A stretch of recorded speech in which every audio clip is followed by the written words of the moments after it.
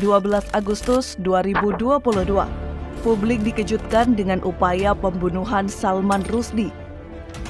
15 tikaman mendarat di tubuhnya. Motif pelaku bersumber dari kemarahan terhadap Salman Rushdie yang dianggap menghina Islam.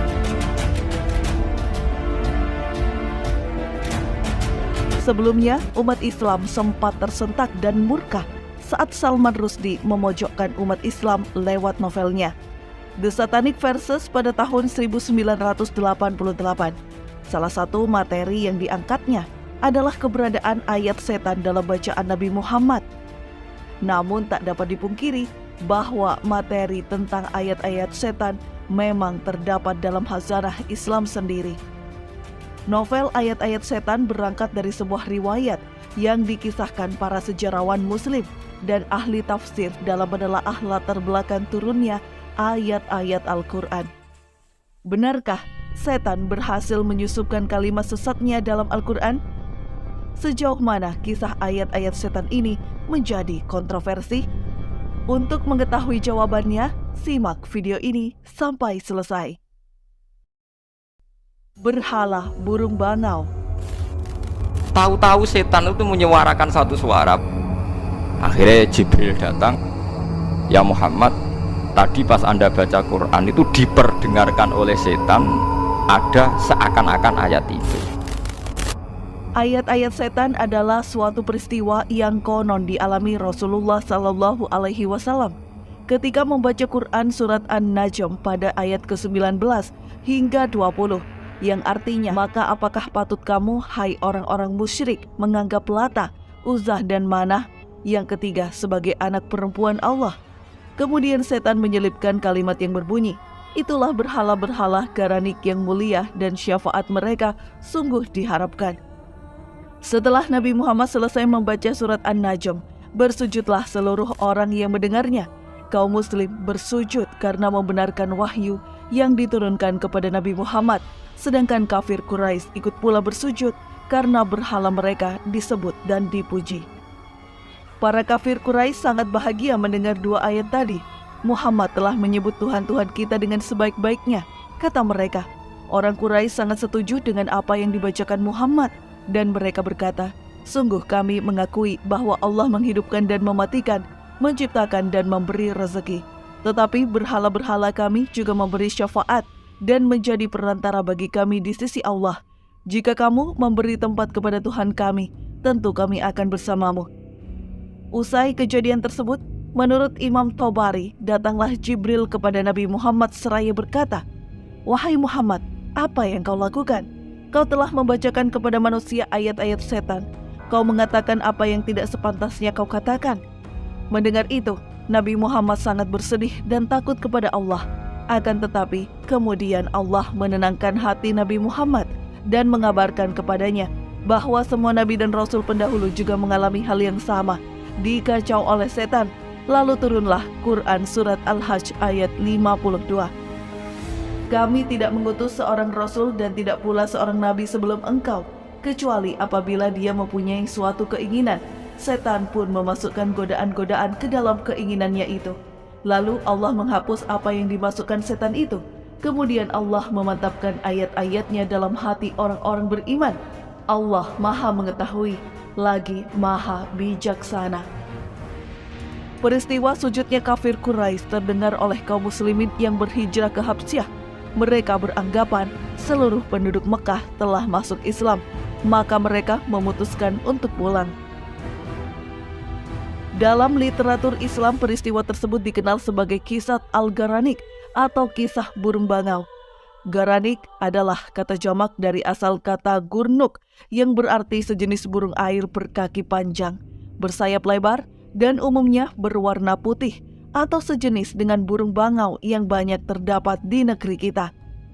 Garanik adalah simbol berhala karena orang-orang musyrik Mekah meyakini doa-doa yang dipanjatkan kepada berhala akan melambung tinggi seperti burung. Kisah Garanik ini kemudian populer dengan istilah ayat-ayat setan. Kontroversi ayat-ayat setan. Kisah-kisah ayat setan kemudian menjadi kontroversial sekaligus mengguncang dunia Islam. Pasalnya, karena kisah ini menyentuh bagian yang sangat vital dari tubuh Islam, yaitu ranah akidah, khususnya tentang keyakinan umat terhadap keesaan Tuhan, keyakinan terhadap kesucian Nabi dan Al-Quran. Kisah ayat-ayat setan ditolak oleh banyak ulama. Salah satunya adalah Qadhi Iyad, imam ahli hadis abad ke-11. Beliau mengkritik dengan beberapa argumen yang diajukannya. Kritik pertama dari segi periwayatan atau sanad. Qadhi Iyad mengatakan tidak ada satupun orang yang mengisahkan kisah ini yang dapat dipercaya kredibilitasnya. Hanya para musafir dan sejarawan yang suka pada hal-hal aneh saja yang menyertakan riwayat tersebut dalam karyanya tanpa peduli kebenarannya. Kritik kedua secara redaksi atau matan. Surah An-Najm ayat 19-23 berisikan nistaan Al-Quran kepada berhala-berhala musyrik Makkah. Dengan demikian sangat tidak masuk akal jika di tengah-tengah nistaan tersebut terselip pujian kepada mereka. Adalah mustahil Nabi Muhammad terpeleset lidah, apalagi dalam perkara akidah, sebab Nabi Muhammad terpelihara atau maksum dari semua kelalaian. Dan yang terakhir dari segi kronologi peristiwa, Hudari Baik menukil dari para sejarawan menyebut bahwa hijrah kaum muslim Mekah ke Habsyah terjadi pada bulan Rajab dan kembali ke Mekah pada bulan Syawal. Sedangkan surah An-Najm turun pada bulan Ramadan. Dengan demikian ada rentang waktu 1 bulan antara turunnya surah dan kembalinya muhajirin ke Mekah. Melihat pada masa itu, berita dari Mekah sampai ke Habsyah ditambah perjalanan dari Habsyah ke Mekah tidak cukup ditempuh dalam 1 bulan. Tak ada transportasi, baik darat maupun laut, atau teknologi yang mampu menyampaikan sebuah kabar dengan cepat. Kisah ini juga bertentangan dengan fakta misi kenabian yang menggemakan tauhid. Alih-alih memuji, Nabi pernah memerintah beberapa sahabat untuk menghancurkan berhala-berhala.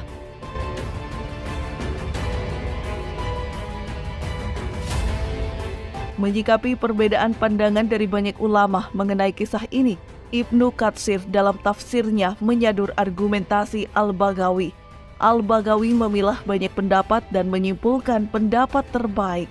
Kesimpulan yang ditarik oleh beliau adalah setan telah membisikkan kalimat pujian kepada berhala tersebut ke dalam pendengaran kaum musyrik, sehingga mereka menduga bahwa kalimat-kalimat tersebut bersumber dari Nabi SAW.